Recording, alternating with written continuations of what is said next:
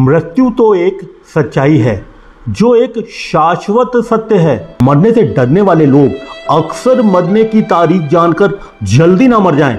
इसलिए ज्योतिष अभ्यास में इस तरह के सवालों के जवाब नहीं दिए जाते। होरा शास्त्र वर्णित आयुष्य निर्णय मार्केश फल अनुभूति पर जीत। वृहद पराशर होरा शास्त्र के अनुसार आयु के 3 प्रमुख योग होते हैं: अल्प आयु, मध्यम आयु एवं दीर्घायु। 13 वर्ष से 32 वर्ष तक अल्प आयु, 33 से 64 वर्ष तक मध्यम आयु तथा 65 से 100 वर्ष तक दीर्घायु मानी जाती है। 100 वर्ष से अधिक की आयु को उत्तम आयु भी कह सकते हैं। महर्षि पराशर का मत है कि 20 वर्ष तक आयु विचार नहीं करना चाहिए, क्योंकि इस समय में कुछ बालक पिता के, कुछ बालक माता के और कुछ अपने अनुचित कर्मों के प्रभाववश मृत्यु को प्राप्त हो जाते हैं। अपने अनुचित कर्मों का विचार करने के लिए अरिष्ट योगों का प्रतिपादन किया गया है। यद्यपि माता पिता के अनुचित कर्मों का विचार भी अरिष्ट योगों द्वारा किया जा सकता है, किंतु यह विचार बहुधा अनुमानिक होता है, पूर्ण प्रमाणिक नहीं। अतः 20 वर्ष की उम्र तक आयु का विचार नहीं करना चाहिए। 20 वर्ष की आयु हो जाने के बाद आयु का विचार किया जाता है, जो कि इस प्रकार हो सकता है। सर्वप्रथम अल्पायु, मध्य आयु या दीर्घ आयु योगों के द्वारा जातक की आयु अल्प, मध्य या दीर्घ होगी, यह निर्धारित कर लेना चाहिए। बृहस्पति, शुक्र, पक्ष बली, चंद्रमा और शुभ प्रभावी बुध शुभ ग्रह माने गए हैं और शनि, मंगल, राहु व केतु अशुभ माने गए हैं। सूर्य ग्रहों का राजा है और उसे क्रूर ग्रह की संज्ञा दी गई है। बुध, चंद्रमा, शुक्र और बृहस्पति क्रमशः उत्तरोत्तर शुभकारी हैं, जबकि सूर्य, मंगल, शनि और राहु अधिकाधिक अशुभ फलदायी हैं। कुंडली के 12 भावों में षष्ठ, अष्टम और द्वादश भाव अशुभ त्रिक भाव हैं, जिनमें अष्टम भाव सबसे अशुभ है। षष्ठ से षष्ठ एकादश भाव तथा अष्टम से अष्टम तृतीय भाव कुछ कम अशुभ माने गए हैं। अष्टम से द्वादश सप्तम भाव और तृतीय से द्वादश द्वितीय भाव को मारक भाव और भावेशों को मार्केश कहते हैं। केंद्र के स्वामी मारक योग पुष्टि में निष्फल होते हैं, परंतु त्रिकोणेश सदैव शुभ होते हैं। नैसर्गिक शुभ ग्रह केंद्र के साथ ही 3, 6 या 11 भाव का स्वामी होकर अशुभ फलदायी होते हैं। ऐसी स्थिति में अशुभ ग्रह सामान्य फल देते हैं। अधिकांश शुभ बलवान ग्रहों की 1, 2, 4, 5, 7, 9 और 10 भाव में स्थिति जातक को भाग्यशाली बनाती है।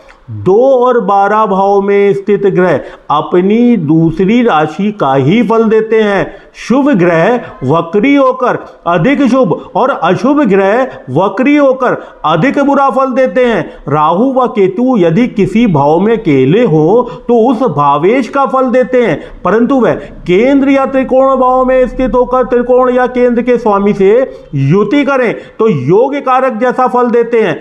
लगन कुंडली में उच्च ग्रह शुभ फल देते हैं और नवांश कुंडली में भी उसी राशि में होने पर वर्ग उत्तम होकर उत्तम फल देते हैं। बली ग्रह शुभ भाव में स्थित होकर अधिक शुभ फल देते हैं। पक्ष बलहीन चंद्रमा मंगल की राशियां विशेषकर वृश्चिक राशि में नीच होकर अधिक पापी हो जाता है। चंद्रमा के पक्ष बली होने पर उसकी अशुभता में कमी आती है। स्थान बलहीन ग्रह और पक्ष बलहीन चंद्रमा अच्छा फल नहीं देते हैं। विभिन्न लग्नों के भिन्न भिन्न मार्केश होते हैं। यहाँ एक बात और समझने की है, सूर्य व चंद्रमा की मार्केश का दोष नहीं लगता है। मेष लग्न के लिए शुक्र मार्केश होकर भी मार्केश का कार्य नहीं करता, किंतु शनि और शुक्र मिलकर उसके साथ घातक हो जाते हैं। वृष लग्न के लिए गुरु, मिथुन लग्न वाले जातकों के लिए मंगल और गुरु अशुभ हैं। कर्क लगन के लिए शुक्र, सिंह लगन के लिए शनि और बुध कन्या लगन के लिए मंगल, तुला लगन के लिए मंगल गुरु और सूर्य वृश्चिक लगन के लिए बुध, धनु लगन का मारक शनि शुक्र, मकर लगन के लिए मंगल, कुंभ लगन के लिए गुरु मंगल, मीन लगन के लिए मंगल शनि मार्केश का काम करता है। छठे, 8वें, 12वें भाव में स्थित राहु केतु भी मारक ग्रह का काम करते हैं। और अधिक जानकारी हेतु चैनल पर अन्य वीडियो, खास तौर पर विभिन्न लगन कुंडली में अष्टम भाव स्थित ग्रहों से जुड़ा मार्केश योग विस्तार से वर्णन किया गया है। यह आवश्यक नहीं है कि जन्म कुंडली स्थित मार्केश मृत्यु का कारण ही बनेगा, अपितु वह शास्त्र में वर्णित 8 प्रकार की मृत्यु, तुल्य कष्ट जैसा कि संतान हानि, धन, यश, पद, पारिवारिक सम्मान, सामाजिक प्रतिष्ठा, संबंध अथवा स्वास्थ्य हानि देने वाला भी हो सकता है। Are you getting the point? अन्यथा और इसके साथ स्थित ग्रह जातक की मृत्यु का कारण बन सकता है। मार्केश ग्रह के बलाबल का भी विचार कर लेना चाहिए।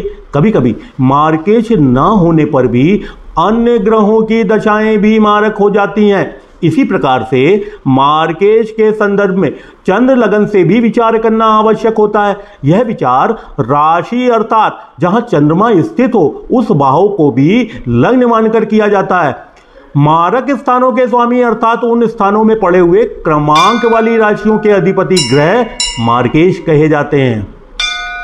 सामान्य मान्यता के विपरीत यहां आपने देखा है कि नैसर्गिक शुभ ग्रह तो प्रबल मार्केश की स्थिति पैदा करने में सक्षम है, जबकि वहीं क्रूर व पापी ग्रहों में मार्केश तत्व की क्षमता कम होती है। जबकि आधुनिक काल में सोशल मीडिया पर भटक रहे, पैसा देकर व्यू खरीदने वाले लंपट तथाकथित ज्योतिविद ने राहु, केतु, मंगल तथा शनि को प्रबल मार्केश बताते हुए जनता को हमेशा ही गुमराह करने का काम किया है। Are you getting the point? इस प्रकार के सिद्धांत अनुसार मारक की स्थिति 2, 7, 12 मारक स्थान होते हैं। बहुत से ज्योतिषी 12वें भाव को भी मारक नहीं मानते, पर कई अन्य मानते हैं। मारक स्थान के अधिपति मारक बनते हैं।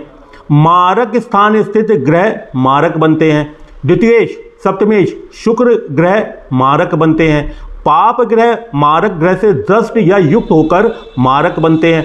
द्वितीयेश, सप्तमेश चंद्र या सूर्य हो तो मारक नहीं बनते हैं। स्त्री पुरुष मार्केश की दशा में क्या करें? इसके अशुभ प्रभाव से बचने के लिए सरल और आसान तरीका है कि कुंडली के सप्तम भाव में यदि पुरुष राशि हो तो शिव की तथा स्त्री राशि हो तो शक्ति की आराधना करें। संबंधित ग्रह का 4 गुना मंत्र, महामृत्युंजय मंत्र एवं रुद्राभिषेक करना इस दशा शांति के भी सरल उपाय हो सकते हैं। आयु निर्माण का एक महत्वपूर्ण सूत्र जो कि महर्षि पराशर ने प्रत्येक ग्रह को निश्चित आयु पिंड दिए हैं। सूर्य को 18, चंद्रमा को 25, मंगल को 15, बुध को 12, गुरु को 15, शुक्र को 21, शनि को 20 पिंड दिए गए हैं। उन्होंने राहु केतु को स्थान नहीं दिया है। जन्म कुंडली में जो ग्रह उच्च व स्वग्रही हो उनके उपरोक्त वर्ष सीमा से गणना की जाती है। जो ग्रह नीच के होते हैं तो उन्हें आधी संख्या दी जाती है।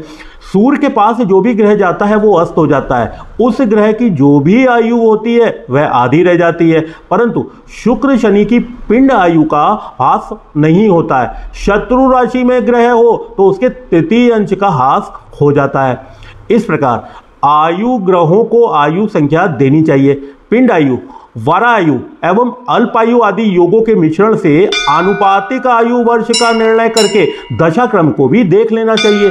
मार्केश ग्रह की दशा, अंतर्दशा, प्रत्यंतर दशा में जातक का निश्चित मरण होता है। उस समय यदि मार्केश ग्रह की दशा ना हो तो मार्केश ग्रह के साथ जो पापी ग्रह उसकी दशा में जातक की मृत्यु हो सकती है। ध्यान रहे, अष्टमेश की दशा स्वतः उसकी ही अंतर्दशा मारक होती है। व्ययेश की दशा में धनेश मारक होता है तथा धनेश की दशा में व्ययेश मारक होता है।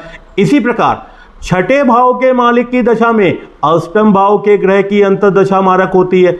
मार्केश के बारे में अलग अलग लग्नों के सर्वमान्य मानक इस प्रकार से देख लेना चाहिए। ज्योतिष शास्त्र में आयु के विभिन्न मानदंड, आयुष्य निर्णय पर ज्योतिष शास्त्र के सर्वमान्य सूत्रों के संकलन, उदाहरण जैमिनी सूत्र की तत्व दर्शन नामक टीका में उपलब्ध है। महर्षि मैत्रेय ने ऋषि पराशर से जिज्ञासावश प्रश्न किया, हे मुने, आयुर्दाय के बहुत भेद शास्त्र में बतलाए गए हैं। कृपा कर यह बतलाएं कि आयु कितने प्रकार की होती है और उसे कैसे जाना जाता है? इस ज्योतिष के मूर्तिमंत स्वरूप ऋषि पराशर बोलते हैं, बालारिष्ट अर्थात हे विप्र, आयुर्दाय का वस्तुतः ज्ञान होना तो देवों के लिए भी दुर्लभ है, फिर भी बालारिष्ट, योगारिष्ट, अल्प, मध्य, दीर्घ, दिव्य और अस्मित से ये 7 प्रकार की आयु संसार में प्रसिद्ध हैं। बालारिष्ट ज्योतिष शास्त्र में जन्म से 8 वर्ष की आयु पर्यंत होने वाली मृत्यु को बालारिष्ट कहा गया है तथा लगन से 6, 8, 12 में स्थान में चंद्रमा यदि पाप ग्रहों से ग्रस्त हो तो जातक का शीघ्र मरण होता है। सूर्य ग्रहण या चंद्र ग्रहण का समय हो, सूर्य, चंद्रमा, राहु एक ही राशि में हो तथा लगन पर शनि मंगल की दृष्टि हो तो जातक 15 दिन से अधिक जीवित नहीं रहता है। यदि 10वें स्थान में शनि, चंद्रमा, 6ठे व 7वें स्थान में मंगल हो तो जातक माता सहित मर जाता है। उच्च का या नीच का सूर्य 7वें स्थान में हो तो चंद्रमा पाप पीड़ित हो तो उस जातक को माता का दूध भी नहीं मिलता है, यह बकरी के दूध से जीता है या कृत्रिम दूध पर ही जिंदा रहता है। इसी प्रकार लगन से 6ठे भाव में चंद्रमा, लगन में शनि और सप्तम में मंगल हो तो सद्य जात बालक के पिता की मृत्यु तक हो सकती है।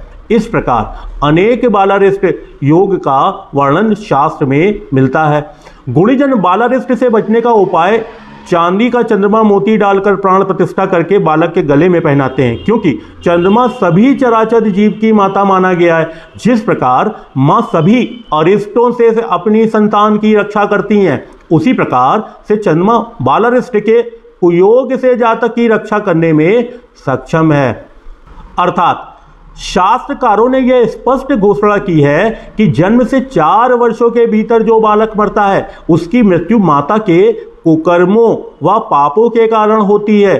4 से 8 वर्ष के भीतर की मौत पिता के कुकर्मों व पाप के कारण होती है। 9 से 12 वर्ष के भीतर की मृत्यु जातक के स्वयं के पूर्व जन्म कृत पाप के कारण होती है और 8 वर्ष बाद जातक का स्वतंत्र भाग उदय माना जाता है। इसलिए कई सज्जन बालक की सांगोपांग जन्म पत्रिका 8 वर्ष बाद ही बनाते हैं।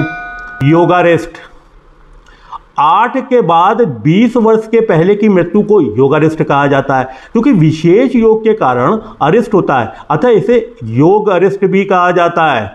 अल्प आयु योग 20 से 32 साल की आयु को अल्प आयु कहा गया है। मोटे तौर पर वृष, तुला, मकर व कुंभ लगन वाले जातक यदि अन्य शुभ योग ना हो तो अल्पायु होते हैं। यदि लग्नेश पर मेष, कर्क, तुला, मकर राशि में हो तो अष्टमेश, द्विस्वभाव मिथुन, कन्या व धनु, मीन में राशि में हो तो अल्पायु समझना चाहिए। लग्नेश पाप ग्रह के साथ यदि 6, 8, 12 भाव में हो तो जातक अल्पायु होता है। यदि लग्नेश व अष्टमेश दोनों नीच राशिगत अस्त निर्बल हो तो अल्पायु योग होता है। दूसरे और 12वें भाव में पाप ग्रह हो तो केंद्र में पाप ग्रह हो, लग्नेश निर्बल हो तो उन पर शुभ ग्रहों की दृष्टि नहीं हो तो जातक को अल्पायु समझना चाहिए। इसी प्रकार यदि जन्म लग्नेश सूर्य का शत्रु हो तो जातक अल्पायु माना जाता है। यदि लग्नेश तथा अष्टमेश दोनों ही स्थिर राशि में हो तो जातक अल्पायु होता है। इसी प्रकार शनि और चंद्रमा दोनों स्थिर राशि में हो अथवा एक चर और दूसरा द्विव स्वभाव राशि में हो तो जातक अल्पायु होता है। यदि जन्म लगन तथा होरा लगन दोनों ही स्थिर राशि की हो अथवा एक चर व दूसरी द्विव स्वभाव राशि की हो तो जातक अल्पायु होता है। यदि चंद्रमा लगन दृष्काण दोनों की स्थिर राशि हो तो जातक अल्पायु होता है। यदि चंद्रमा लगन देशकाण में एक ही चर और दूसरे की द्विव स्वभाव राशि का हो तो भी जातक अल्पायु होता है। शुभ ग्रह तथा लग्नेश आदि अपोक्लिप 3, 6, 8, 12 में हो तो जातक अल्पायु होता है। जिस जातक की अल्पायु हो वो विपत तारा में मृत्यु को पाता है। मध्य आयु योग 32 वर्ष के बाद एवं 64 वर्ष की आयु सीमा को मध्य आयु के भीतर लिया गया है। यदि लग्नेश सूर्य का समग्रह बुध हो अर्थात मिथुन व कन्या लगन वालों की प्राय मध्यम आयु होती है। यदि लग्नेश तथा अष्टमेश में से एक चर मेष, कर्क, तुला, मकर तथा स्थिर यानी वृष सिंह वृश्चिक कुंभ राशि में हो तो जातक मध्यायु होता है। यदि लग्नेश व अष्टमेश दोनों ही द्विस्वभाव राशि में हो तो जातक की मध्यम आयु होती है। यदि चंद्रमा तथा देश काल में एक ही चर राशि तथा दूसरों की स्थिर राशि हो तो जातक मध्यम आयु होता है। यदि शुभ ग्रह पर्णफर यानी 2, 5, 8, 11 में जातक की मध्यम आयु होती है। मध्य आयु प्रमाण वाले जातक की मृत्यु प्रत्यरी तारा में होती है। दीर्घायु योग 64 से 120 साल के मध्य को दीर्घायु योग कहा जाता है। यदि जन्म लग्नेश सूर्य का मित्र होता है तो जातक को दीर्घायु मानी जाती है। लग्नेश और अष्टमेश दोनों ही चर राशि में हो तो दीर्घायु योग माना जाता है। यदि लग्नेश और अष्टमेश दोनों में से एक स्थिर और एक द्वितीय स्वभाव राशि में हो तो दीर्घायु योग का होकर माना जाता है। यदि शनि और चंद्रमा दोनों ही चर राशि में हो अथवा एक चर राशि में और दूसरा द्वितीय स्वभाव राशि में हो तो दीर्घायु योग होता है। यदि जन्म लग्न तथा होरा लग्न दोनों ही चर राशि की हो अथवा एक स्थिर व दूसरी द्वितीय स्वभाव राशि की हो तो जातक दीर्घायु होता है। यदि चंद्रमा तथा देशकाल दोनों की चर राशि में हो तो जातक दीर्घायु होता है। यदि शुभ ग्रह तथा लग्नेश केंद्र में हो तो जातक दीर्घायु होता है। लग्नेश केंद्र में हो गुरु शुक्र से युक्त या द्रष्ट हो तो भी पूर्ण आयु कारक योग होता है। लग्नेश अष्टमेश सहित 3 ग्रह उच्च स्थान में हो तथा 8वां भाव पाप ग्रह रहित हो तो जातक का पूर्ण आयु का योग होता है। लग्नेश पूर्ण बली हो तथा कोई भी 3 ग्रह उच्च स्वग्रही तथा मित्र राशिस्थ होकर 8वें में हो तो जातक की पूर्ण आयु होती है। दिव्य आयु सब शुभ ग्रह केंद्र और त्रिकोण में हो और पाप ग्रह 3, 6, 11 में हो तथा अष्टम भाव में शुभ ग्रह की राशि हो तो दिव्य आयु का योग होता है। ऐसा जातक यज्ञ अनुष्ठान योग और कायाकल्प क्रिया से 1000 वर्ष तक जी सकता है। अमित आयु योग यदि गुरु गोपुरांश यानी अपने चतुर्वर्ग में होकर केंद्र में हो, शुक्र पारावंतांश यानी अपने षड वर्ग में अथवा कर्क लग्न हो तो ऐसा जातक मानव नहीं होकर देवता होता है। उसकी आयु की कोई सीमा नहीं होती, वह इच्छा मृत्यु का कवच पहने होता है। वार से भी आयु की गणना करी जा सकती है। मानसागरी व अन्य प्राचीन जातक ग्रंथों में वरायु की गणना दी गई है। उनके अनुसार रविवार का जन्म हो तो जातक 60 साल जिएगा, परंतु जन्म से पहला, छठा और 22वां महीने में घात होगा। सोमवार का जन्म हो तो जातक 84 साल जिंदा रहेगा, लेकिन 11वें, 16वें और 27वें साल में पीड़ा होगी। मंगलवार को जन्म लेने वाला जातक 74 साल जिएगा, लेकिन जन्म से दूसरे 22वें साल में पीड़ा रहेगी। बुधवार को जन्म लेने वाला जातक 64 साल जिएगा, लेकिन 8वें महीने और साल में घात होगा। गुरुवार को जन्म लेने वाले जातक की उम्र 84 साल होगी, लेकिन साल 13 और 16 साल में कष्ट होता है। शुक्रवार को जन्म लेकर जातक 60 साल तक जिंदा रहता है। शनिवार का जन्म हो तो 13वें साल में कष्ट पाकर 100 साल के लिए उसकी उम्र मानी जाती है। जन्म कुंडली में जन्म लगन आपके शरीर का परिचायक है और अष्टम भाव से मृत्यु के बारे में जाना जा सकता है। अष्टम से अष्टम भाव यानी तीसरा भाव मार्केश का होता है। यदि व्यक्ति की मृत्यु अस्वाभाविक होती है तो मार्केश का योगदान निश्चित है। मार्केश का पता दूसरे भाव से भी लगाया जा सकता है, क्योंकि दूसरा घर भी मार्केश का होता है और साथ ही 7वां भाव भी मार्केश की स्थिति दर्शाता है। सूर्य और चंद्र लगन से भी देखना चाहिए कि अष्टम भाव कैसा है, उसकी क्या दशा है। दूसरा, तीसरा, 7वां और 11वां भाव से भी ध्यान से देख लेना चाहिए। सटीक ज्योतिष अनुसंधान में विगत 25 वर्षों में हजारों जन्म पत्रिकाओं के शोध में यह निष्कर्ष निकलता है कि केवल जन्म लगन से की गई गणना गलत साबित हो सकती है। जन्म लगन, चंद्र लगन और सूर्य लगन तीनों कमजोर हो तो व्यक्ति अल्पायु होता है। इसके अतिरिक्त यदि अष्टमेश भी कमजोर हो तो निसंदेह व्यक्ति अल्पायु होता है। यदि किसी शुभ ग्रह की दृष्टि लगन और लग्नेश पर हो तो आयु में कुछ इजाफा तो होता है, परंतु व्यक्ति अल्पायु ही रहता है। अब यह सब व्यक्ति के ग्रहों के बलाबल पर निर्भर करता है कि व्यक्ति की आयु क्या होगी। मृत्यु तो एक सच्चाई है जो एक शाश्वत सत्य है। मरने से डरने वाले लोग अक्सर मरने की तारीख जानकर जल्दी ना मर जाएं, इसलिए इस तरह के सवालों के जवाब ज्योतिष में नहीं दिए जाते। मृत्यु तुल्य कष्टों के निवारण उपाय तक तो ठीक है, किंतु आप मुझसे यह अपेक्षा मत करें कि पूछने पर मैं आयु बता दूंगा। इस संदर्भ में और अधिक जानकारी के लिए कमेंट्स करें और संक्षेप में बताने की चेष्टा अवश्य करूंगा। निवेदन है कि यदि किसी बंधु को लगता हो कि वह अल्पायु है तो उपायों द्वारा समाधान करके एक प्रयास किया जा सकता है। मृत्यु को हराया नहीं जा सकता, परंतु अकाल मृत्यु से बचा अवश्य जा सकता है। ओम नमः शिवाय। ओम नमः शिवाय। Cut it.